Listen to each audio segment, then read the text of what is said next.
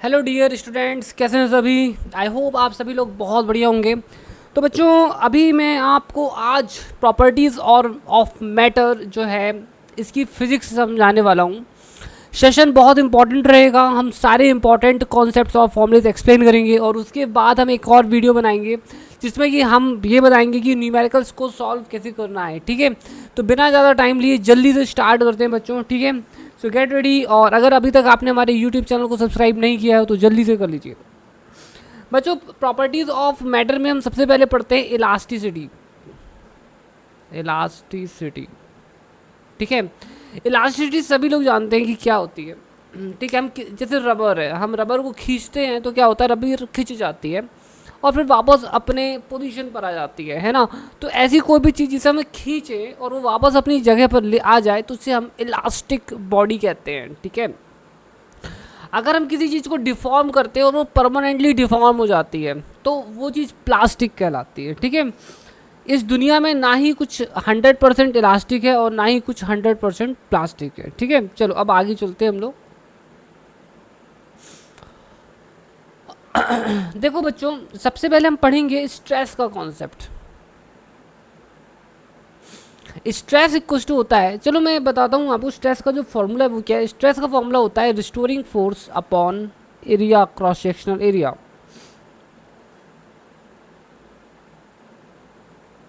Restoring force upon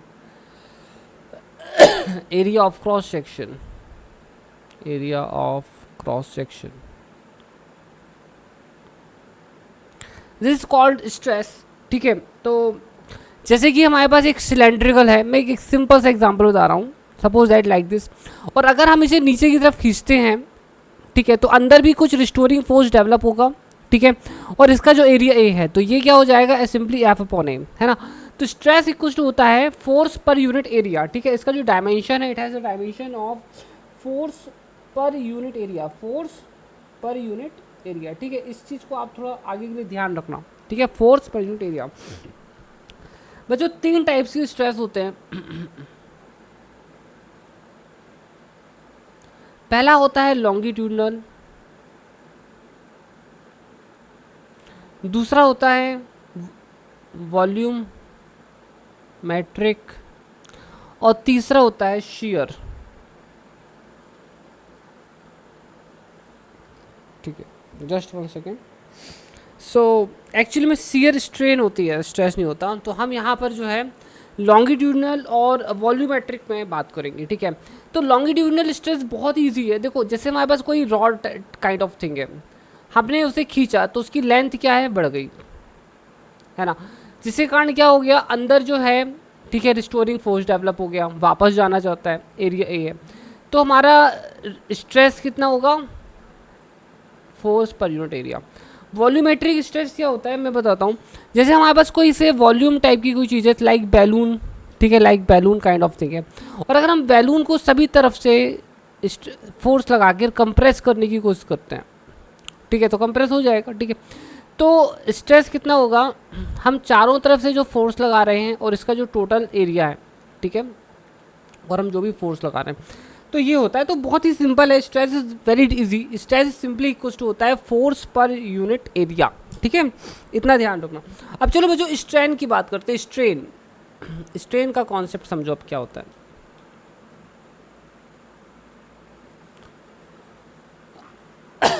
देखो, strain का concept ये है कि it is a ratio, it is a pure ratio. ठीक है, आप कह सकते हो it is a change in dimension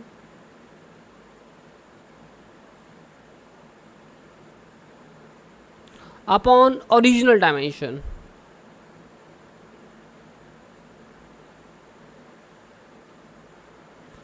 change in dimension upon original dimension. ठीक है, इसको कैसे समझेंगे, जैसे हमने किसी, ठीक है, रॉड को खींच दिया, है ना, तो ये रॉड हमारी खिंच गई तो इसमें लेंथ बढ़ गया, डेल्टा एल हो गया, और ये कितना है हमारा एल है। तो स्ट्रेन क्या कहलाएगा यहाँ पर, so what is strain, so strain is delta L upon L. ठीक है, इसे हम स्ट्रेन करेंगे तो ये हमारा क्या लाएगा, लॉन्गिट्यूडनल स्ट्रेन। लॉन्गिट्यूडिनल स्ट्रेन, ठीक है। अगर हम ध्यान सुनिएगा, अगर हम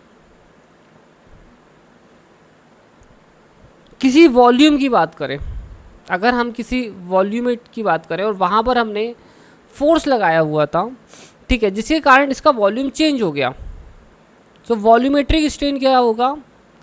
चेंज इन वॉल्यूम अपॉन, ठीक है, ओरिजिनल वॉल्यूम। तो जितना वॉल्यूम चेंज हुआ है अपॉन ओरिजिनल वॉल्यूम, ठीक है, तो इसे कहते हैं वॉल्यूमेट्रिक स्ट्रेन, वॉल्यूमेट्रिक स्ट्रेन।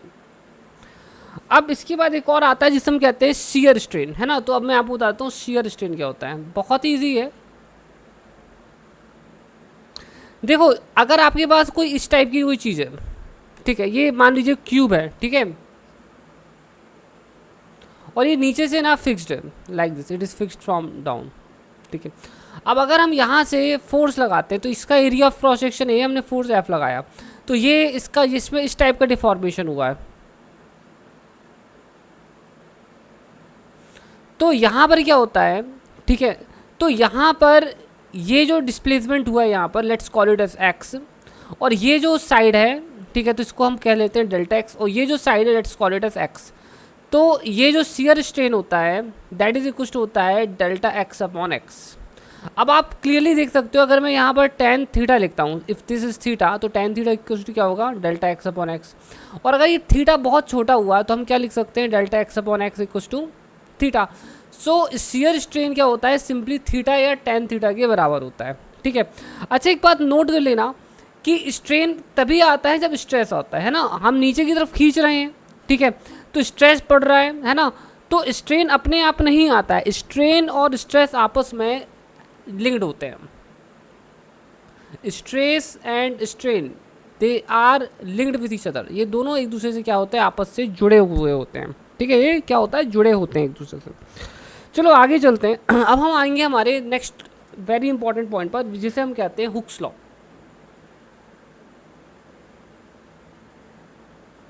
अब ये हुक्स लॉ क्या होता है बच्चों? देखो, हुक्स लॉ ये कहता है कि जो स्ट्रेस होता है वो स्ट्रेन के डायरेक्टली प्रोपोर्शनल होता है। जितना ज़्यादा स्ट्रेन हुआ है उतना ही ज़्यादा स्ट्रेस क्रिएट होगा। और जब हम इस प्रोपोर्शनैलिटी को हटाते हैं तो यहाँ पर एक कांस्टेंट आता है,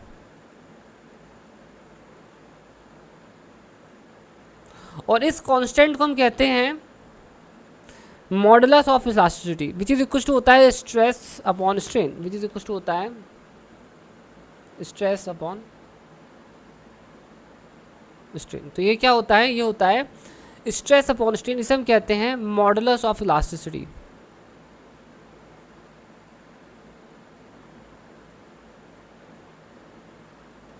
ठीक है, इसे हम कहते हैं मॉडुलस ऑफ इलास्टिसिटी। ठीक है, तीन टाइप से होते हैं, यंग मॉडुलस, बल्क मॉडुलस, है ना, एंड मॉडुलस ऑफ रिजिडिटी, जो कि मैं आपको एक्सप्लेन करने वाला हूँ। सबसे पहले हम समझेंगे यंग मॉडुलस ऑफ इलास्टिसिटी क्या होता है।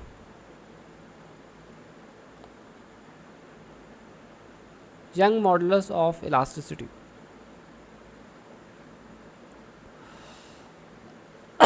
देखो जो यंग मॉडुलस ऑफ इलास्टिसिटी है, ठीक है, वो क्या होता है? देखिए, ये बेसिकली ना लीनियर सिस्टम से जुड़ा हुआ है, मतलब रॉड काइंड ऑफ थिंग। तो जब हम इसे नीचे की तरफ खींचते हैं, सपोज दैट हमने इसे खींचा F4 से, तो ये नीचे आ गया, है ना, और इसका एरिया ऑफ क्रॉस सेक्शन इतना है, इसमें जो डिफॉर्मेशन आया वो है डेल्टा L, ठीक है, और इसकी ओरिजिनल लेंथ थी L।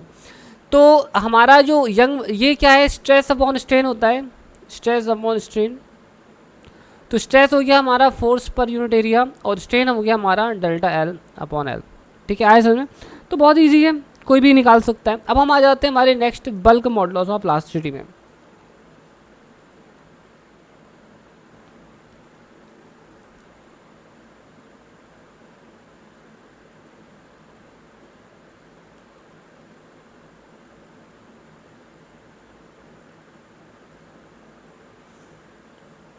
Bulk modulus of elasticity जो है B, ठीक है, ये basically volume kind of thing से जुड़ा हुआ होता है, ठीक है। जब हम फोर्स अप्लाई करते हैं, ठीक है, तो basically force per unit area जो है प्रेशर कहलाता है, तो let's call it as pressure, ठीक है। एंड नीचे क्या आता है, change in volume upon original volume, है ना, क्योंकि स्ट्रेन जो है यहाँ वॉल्यूम से जुड़ा हुआ है, ठीक है। और यहाँ पर हम माइनस इसलिए लिखते हैं क्योंकि जब हम प्रेशर बढ़ाते हैं बाहर से तो वॉल्यूम डिक्रीज होता है, ठीक है। और ये जैसा है इसको ऐसा ही याद रखना है, ठीक है। You have to remember as it is, बहुत इंपॉर्टेंट इक्वेशन है, ठीक है बच्चों। बल्क मॉडुलस ऑफ इलास्टिसिटी दो टाइप्स के होते हैं, एक आइसोथर्मल, ठीक है, और एक होता है adiabatic. Isothermal bulk modulus of elasticity को बीटी से रिप्रेजेंट करते हैं और ये इनिशियल प्रेशर के बराबर होता है। Adiabatic bulk modulus of elasticity जो है उसे हम बी एस से रिप्रेजेंट करते हैं क्योंकि यहाँ सडनली चेंज होता है, तो एस फॉर सडन, ठीक है। इट इज इक्वल टू होता है गामा टाइम्स इनिशियल प्रेशर, है ना, जहाँ की गामा क्या है, ratio of the specific heat at constant pressure upon constant volume, ठीक है। आई होप सो आप समझ गए होंगे। यहाँ से एक बहुत इंपॉर्टेंट चीज़ निकल कर आती है कि अगर आप इन दोनों को डिवाइड कर दें तो क्या मिलेगा, तो अगर हम B T upon B S कर दें तो ये हमें मिलता है gamma, which is equal to होता है C P upon C B, which is a very important relationship which you have to remember for future, ठीक है। अब चलो आगे चलते हैं। नेक्स्ट है हमारा modulus of rigidity. Modulus of rigidity, modulus of rigidity को हम ईटा से प्रेजेंट करते हैं। ये भी स्ट्रेस अपॉन स्ट्रेन ही होता है बट ये शियर के साथ जुड़ा हुआ है, but it is linked with the shear. तो हुआ क्या था, पहले हमारा सिस्टम ऐसा था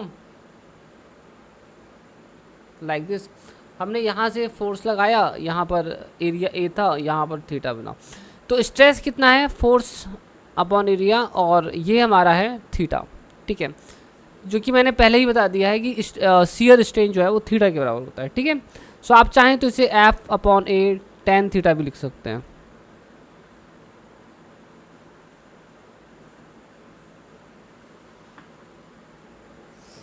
ठीक है बच्चों, नोट कर लीजिए यहाँ तक थोड़ा, फिर हम आगे चलते हैं। देखो कुछ भी नहीं है, न्यूमेरिकल सॉल्व करना बाएं हाथ का खेल है, बस आप एक बार कॉन्सेप्ट समझ जाएं तो, ठीक है।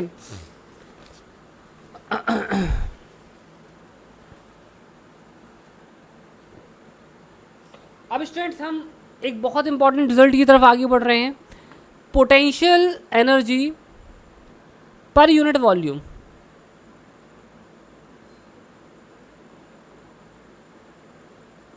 इन स्ट्रेच्ड वायर।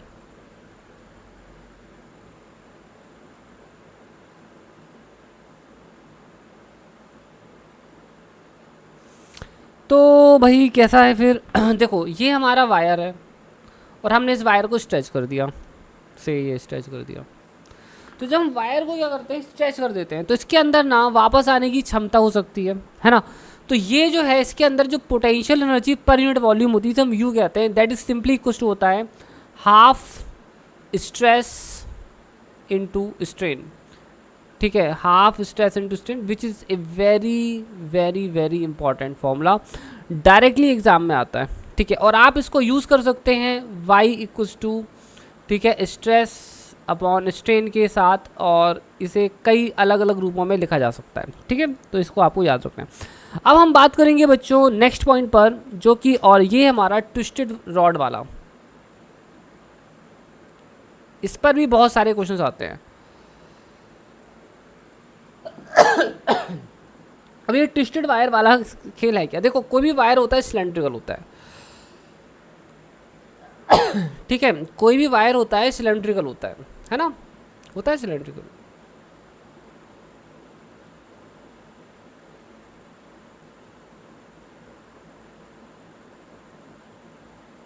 ऐसा कुछ होता है ना।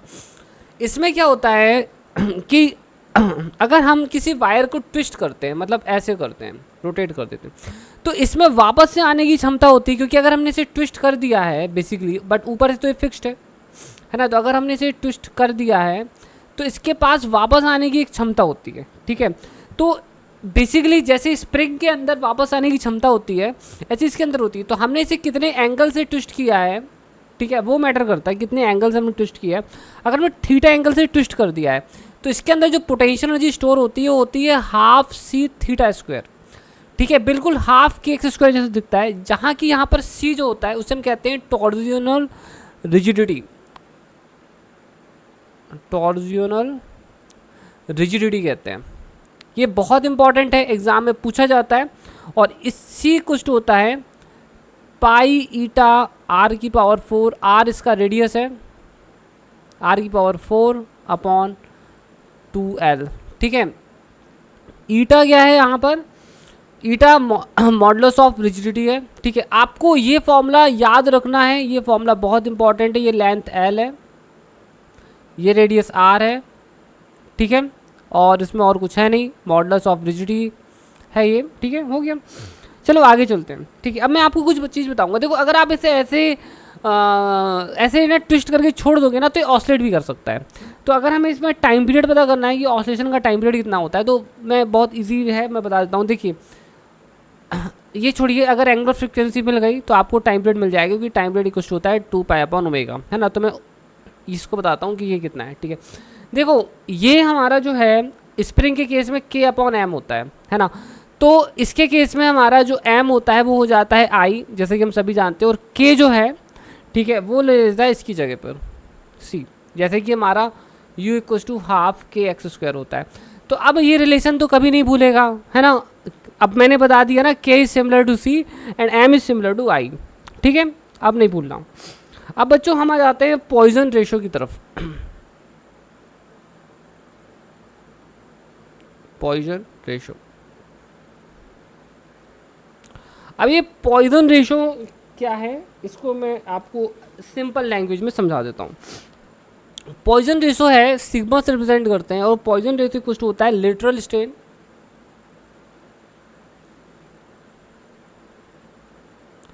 Upon longitudinal strain.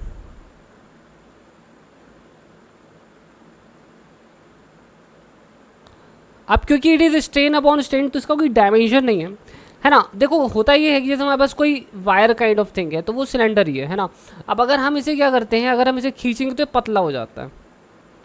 तो पहले इसका कुछ डायमीटर रहा होगा d, ठीक है। अब क्या हो गया, इसका डायमीटर में कुछ चेंजेस आया, तो कितना चेंज आया इसका डायमीटर में, ठीक है। लेट्स अज्यूम दैट कि इसके डायमीटर में डेल्टा d चेंज आ गया, है ना, कुछ तो घट गया।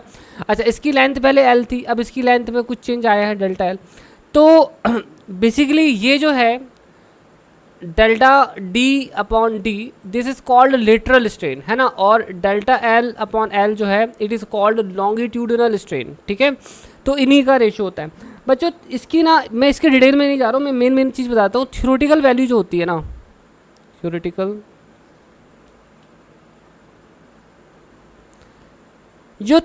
वैल्यू होती है सिग्मा की, वो ना -1 से लेकर 0.5 होती है। बट एक्चुअली में अगर प्रैक्टिकल वैल्यू देखी जाए, तो प्रैक्टिकल वैल्यू जो है इसकी,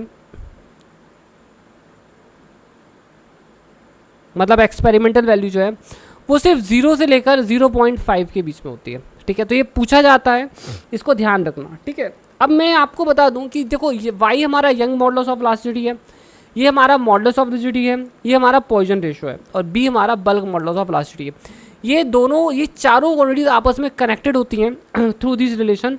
तो बता दूं, ये दो रिलेशन बहुत इंपॉर्टेंट है। एक है y = 2 ईटा 1 + सिग्मा, है ना, ये y = 2 ईटा 1 + सिग्मा, और दूसरा होता है y = 3b, ठीक है, 1 - 2 सिग्मा।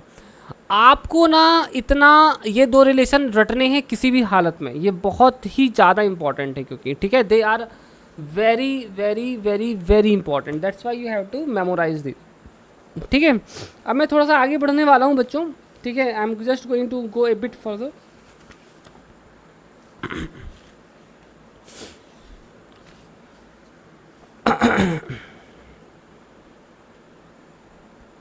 देखिए, अब मैं आपको ना ट्विस्टेड सिलेंडर मतलब वायर के ही बारे में थोड़ा सा और बताने वाला हूँ।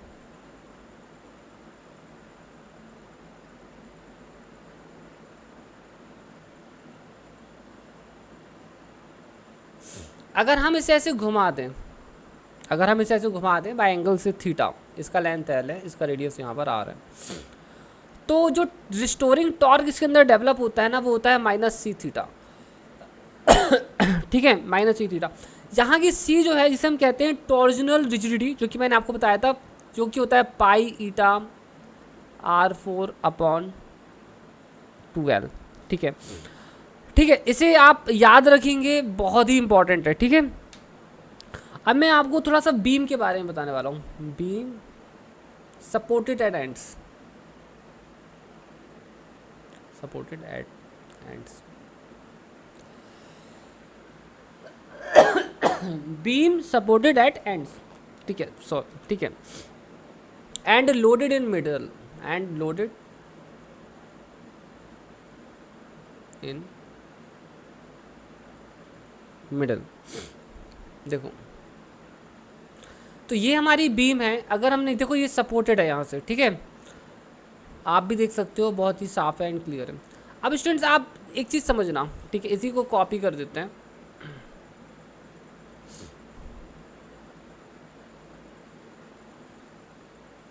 ठीक है, ये हो गया कॉपी। ठीक है, अब ओ कॉपी नहीं हुआ, सिलेक्ट तो किया था, अब हो गया। अब होता क्या है बच्चों कि अगर हमने यहाँ पर इसके बीच में एक लोड लगा दिया तो पता है क्या होगा, ये ऐसा हो जाएगा। अगर हमने बीच में W वेट लगा दिया, वेट मतलब mg, तो ऐसा हो जाएगा। तो क्वेश्चन ये आता है कि कितना डिप्रेशन क्रिएट हुआ है, how much depression has been created out, तो कितना डिप्रेशन क्रिएट हुआ है। तो डिप्रेशन डेल्टा जो क्रिएट हुआ है वो होता हुआ है mg/L³ अपॉन 48y/I। ठीक है, ये है डिप्रेशन का फॉर्मूला एट द मिडल।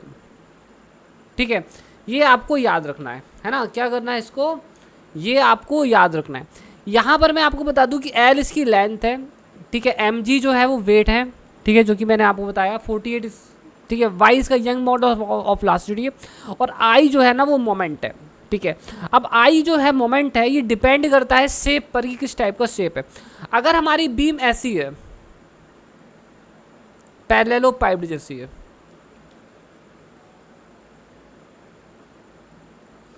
अगर हमारी बीम जो है अगर ऐसी है, ये ब्रेड्थ है, ये लेंथ है, ये डेप्थ है, तो हमारा जो आई होता है वो होता है BD³ अपॉन 12। ठीक है, याद रखना। अगर हमारी जो बीम है वो ऐसी ना हो के सर्कुलर है, सर्कुलर क्रॉस सेक्शन है, तो यहाँ पर इसका रेडियस देखना पड़ेगा कि कितना है। तो ये हमारा हो जाएगा I equals to πr4 upon 4। ठीक है, और अगर हमारी बीम ऐसी है कि वो होलो है, ठीक है, तो इसमें एक आउटर रेडियस हो जाएगा R1 और एक हो जाएगा इनर रेडियस R2।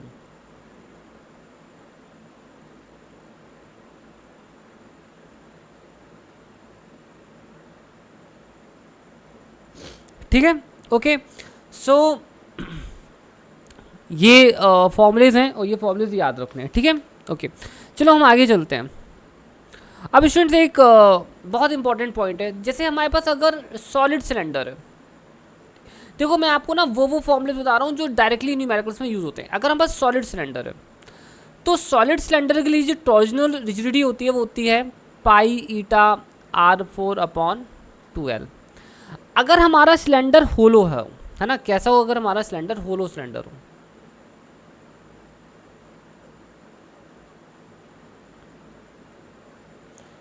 तो होलो सिलेंडर का क्या करोगे, तो होलो सिलेंडर के केस में क्या होने वाला है, सुनो। तो अगर हमारा सिलेंडर होलो है तो हमारी जो टॉर्जनल रिजिडिटी होगी होलो सिलेंडर के लिए π/, तो एक आउटर रेडियस हो गया R1, एक इनर रेडियस हो गया R2। तो ये होता है R1 की पावर 4 R2 की पावर 4 अपॉन 2L। ठीक है, L इज़ द लेंथ। तो बच्चों ये फॉर्मूलेज हैं, ठीक है, ध्यान रखना इनका। ठीक है, बहुत बहुत बहुत इंपॉर्टेंट है। अब हम आ जाते हैं हमारे कैंटिलीवर की तरफ, है ना। कैंटिलीवर से बहुत ऐसा नहीं है कि बहुत डिटेल में पढ़ना है, कुछ बहुत ही सिंपल क्वेश्चंस आते हैं, वो मैं आपको बताता हूँ। ठीक है, कैंटिलीवर, कैंटिलीवर हम कहते हैं किसको है, देखो अगर हमारे पास एक रिजिड सपोर्ट है और अगर हम एक रिजिड सपोर्ट से, ठीक है, this kind of thing we will create, है ना। तो इसे ना कैंटिलीवर कहते हैं। कैंटिलीवर बेसिकली एक बीम है जो कि एक साइड से तो सपोर्टेड है बट दूसरे साइड से कोई सपोर्ट नहीं है। तो होता ये कि अपने खुद के वजन के कारण पता है क्या होता है, क्योंकि अब ऐसा होने से क्या होता है, इसका खुद का वजन है तो दरअसल जो कैंटिलीवर है वो थोड़ा सा बैंड हो जाता है ऐसा। It happens something like this,